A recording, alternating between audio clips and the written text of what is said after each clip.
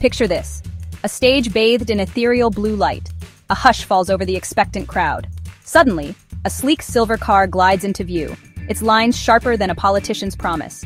This, ladies and gentlemen, was the Zenith Eon, hailed as the savior of our planet, the electric messiah.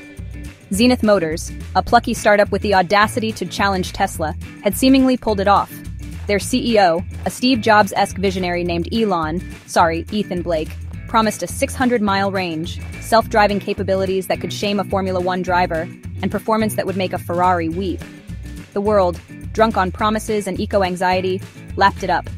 Pre-orders skyrocketed, stock prices soared, and Ethan Blake was hailed as the new messiah of tech.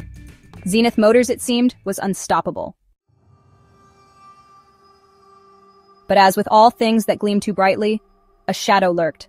Deliveries, initially slated for 6 months, were pushed back. Whispers of production issues and software glitches began to surface. Ethan Blake, however, remained unfazed, assuring the world that it was all part of the plan. Then came the recalls. Apparently the Eon had a nasty habit of mistaking trees for tunnels and applying the brakes at the most inopportune moments. The self-driving feature, once touted as revolutionary, was quickly nicknamed the Random Stop Tour. Shares tumbled faster than a Fiat Panda down a mountain pass.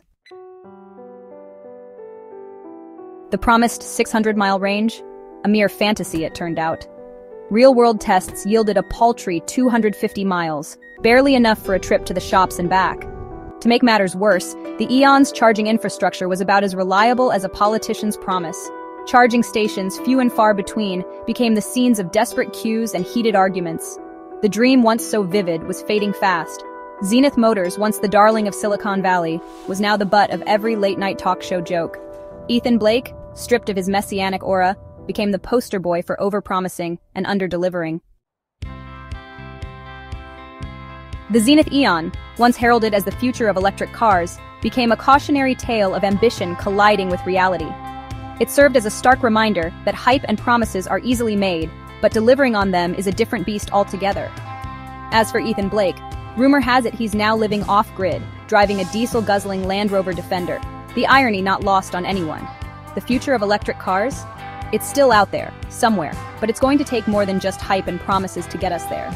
It's going to take a healthy dose of reality, a sprinkle of humility, and perhaps a dash of good old-fashioned engineering.